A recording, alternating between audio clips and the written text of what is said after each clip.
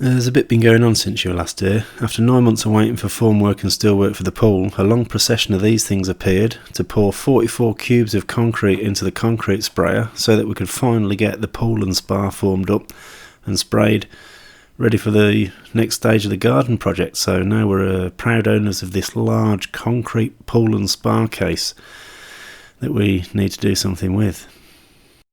Now obviously Dumpy's been immensely helpful, and he's so helpful that one of my mates decided to steal him, took him down the drive and promptly nearly drove off the edge of this ledge here. But don't worry, when he got Dumpy to his place, he actually did manage to drive him off the edge of a ledge, off the side of his retaining wall. He put the handbrake on to try and stop Dumpy rolling away, but because it operates on the drive shaft and not the axles, it actually did try and roll away. So he reefed the handbrake on so hard that he snapped the handbrake cable and got a puncture. Don't know how he got a puncture. 8-ply steel belted radial tyres, got a puncture. I haven't had a puncture, he got one. Don't know how.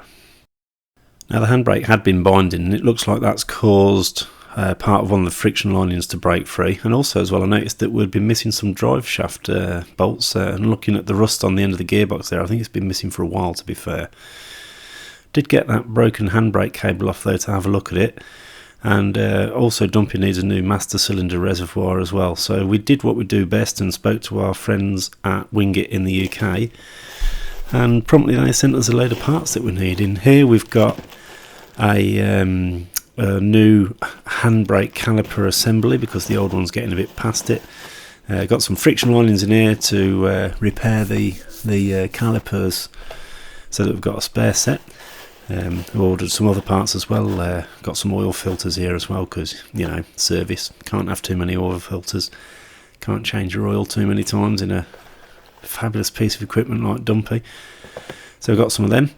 Winget helped us out with a load of other parts as well. The Winget guys are awesome. We've got these rod ends in here, so some parts that we might be able to use to make a handbrake with, and also there's some new throttle linkages, bore ends for the rods, the control rod.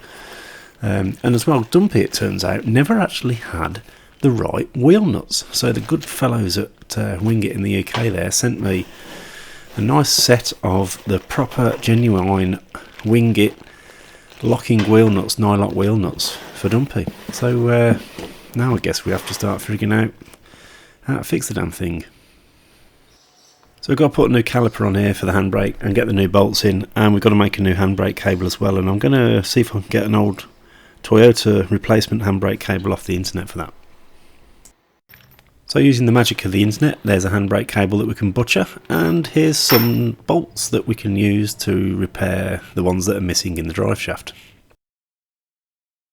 We've got the new caliper on, and that's all working and lined up and done. We've got new bolts into here. That was a fucking palaver. They were tighter than a tight thing from the planet tight they were. Ended up having to cut them out with reciprocating saw. You can see bits of it on the floor down there. So now I've got the new linkages on each end of the throttle, and now I've got genuine Winget nylock wheel nuts now as well. So what we need to do now is fashion the new handbrake cable. Let's go around here under the back, come around here and into here. Okay, so today then, if you want to have a bit of a laugh, we're going to try and make a new parking brake cable for Dumpy. As we've said before, the old one got failed when an oaf leant on the cable with too much force and snapped it at the lever end. That's the lever end up there. So if you look at the cable, there's actually quite a lot of grease and debris. It would have been binding up quite badly, to be fair. So I think what's happened is it's been greased a lot over the years, and as the lubricants come away, it's left all the filler material in the grease, and that's contributed to it binding up. You shouldn't really grease handbrake cables, you should oil them. But because that's got a nipple on it, I suspect it's been assumed to be a grease nipple and it's just been greased. Anyway, we've got these parts from the old cable. We've got the spring at that end and the abutments, which I've managed to liberate off the old cable. We'll try and fit those onto the new cable so that we've got the right abutments. The abutments that have come with this cable aren't the correct ones, but we do have some opportunity maybe to utilise some of these parts. And one of the reasons I brought this cable actually is, oh look at that, it's meant to be new and it's got some abrasion on there already. One of the reasons I brought this cable, it's a Toyota Land Cruiser cable. Toyota tend to be quite good at sealing up the cable from crap getting inside, and they also tend to put a lining inside the casing. This casing doesn't have a lining in it, so the lining helps to reduce friction and hysteresis, and then obviously the over extrusion on the wire helps to stop the wire corroding and helps the oil to run better. That helps the two surfaces to run better because it's two smooth surfaces as opposed to the spiral casing and the strands of the wire rope. So we're going to start chopping this one up. I've got to get a gauge length right, and luckily the casing from the old cable is still intact, so we can use that to get the correct casing length. Then we've just got to get the correct wire length to get the gauge length right. If we have a gauge length that's too short, the handbrake won't fully release and it'll bind. And if we have a gauge length that's too long, then it doesn't matter how far you pull it up the lever, it'll never bite, potentially. So the gauge length is basically the length of wire that's sticking out past the end of the abutment. So the dimensions here between these connection points and the same at the other end would be what we need to keep our eye on for the gauge length, but we'll figure it out. We've got a good start with an intact casing. I'll get the angle grinder and start chopping. So thanks to skillful use of the angle grinder, we've managed to carefully cut these off the casing. We've removed the heat shield there. This handbrake cable is not going to go near an exhaust, so we don't need that. The brackets that we don't need have gone. The abutment that we don't need has come off. That spring, I don't know if it might be useful or not, but we'll wait and see. What we've got to do now is get this casing cut to the right length, which should be fairly easy. We'll just compare it to the old one, dock it at the same length. These abutments that we've liberated off the end of here, I think this must have been a 3/8 casing and the Toyota ones are 10mm, so I've just had to drill them out to make them fit onto here like that. So we've rescued the abutments, and now all we need to do is cut the casing to the right length and figure out what we're going to do with the wire. The end that I've cut is the end that we didn't want, so I've taken this tiny threaded adjuster off because that was no good to us, but I've left the end on that I wanted down there. I'm hoping that I might be able to rearrange the bend angles on that one so it's more akin to the one that we need. So yeah, just start chopping again and give you an update. Alright, so I've got a little bit more cheating going on here. The dimensions in that hole there, that gap, aren't really sufficient, and the hole diameter is too small as well compared to this one. So if I drill this out to the diameter I want, the amount of material around the eye is going to become too little, and I think it's going to fall apart.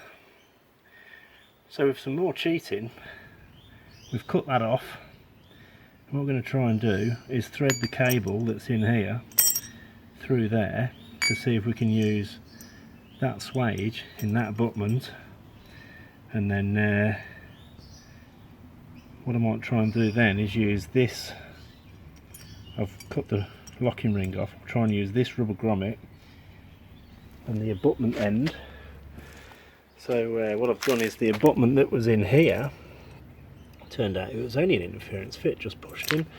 So what I've done is I've pulled it out, chopped the end off, and I'm wondering if I can use that on there with the seal to stop at the handle end all the water and dust and crap getting into the cable. And then at this end we'll use the abutment and the spring and that new attachment there. But anyway, I haven't really got a plan. My plan is to make a new cable.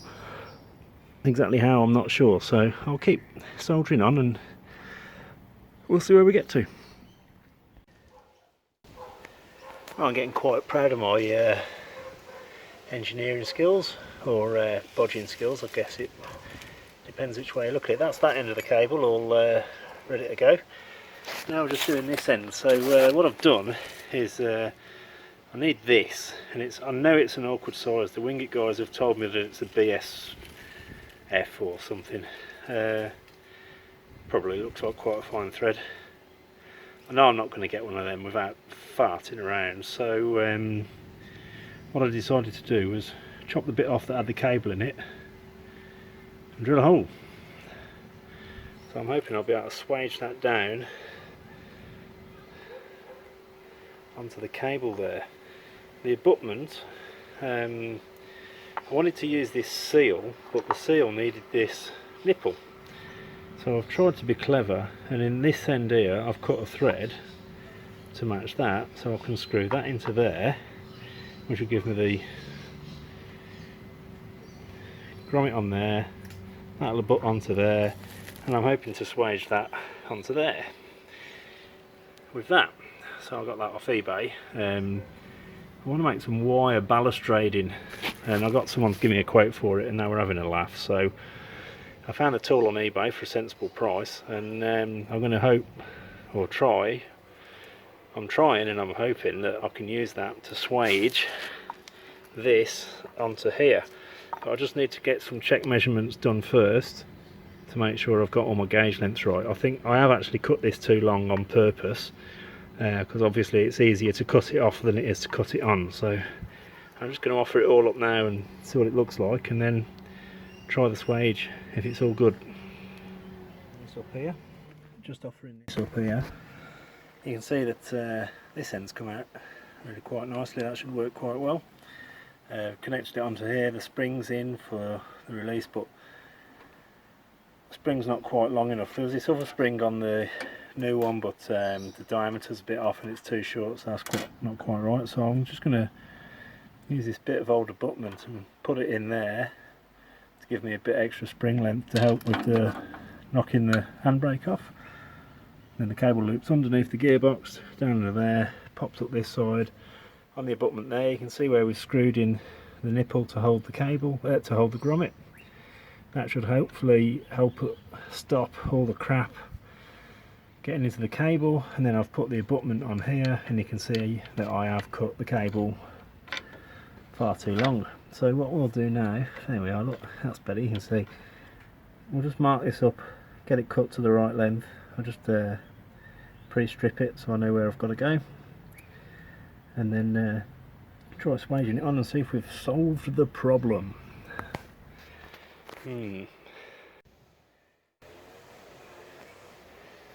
Alright, so here we are then.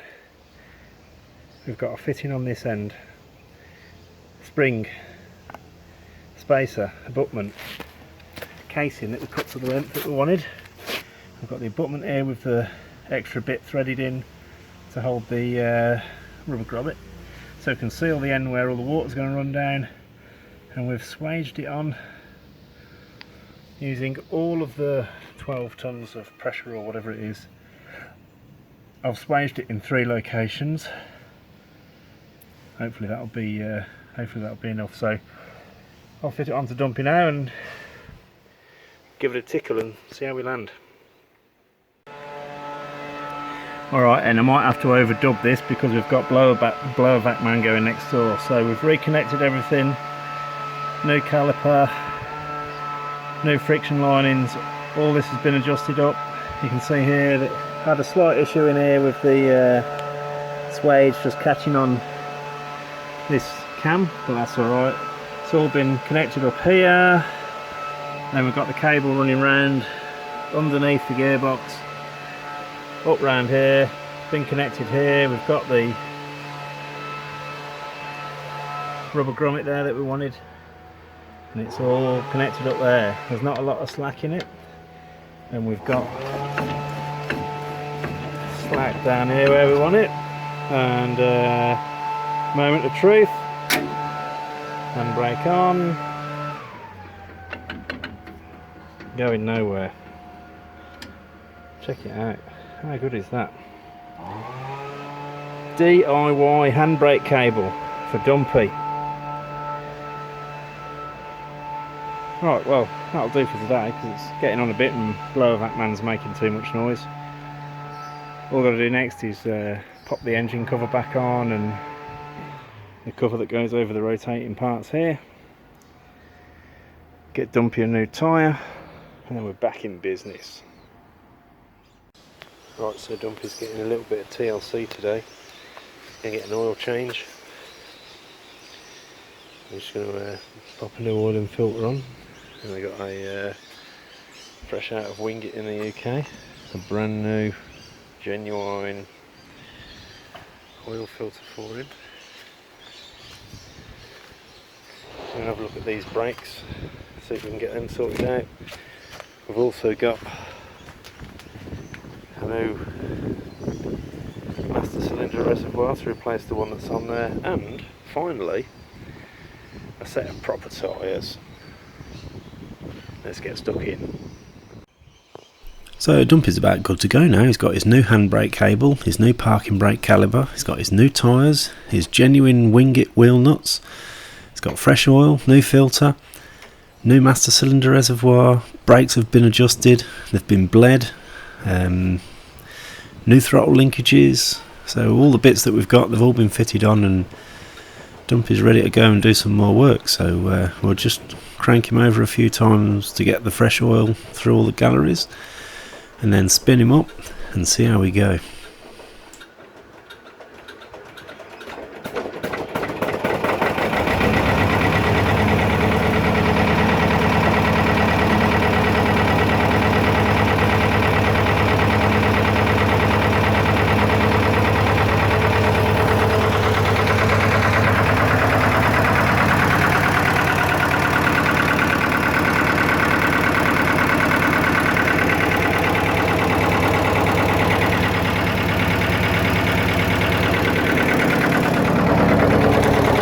There's a Queensland cold start. Good on you, Dumpy. Can't be too unhappy with that.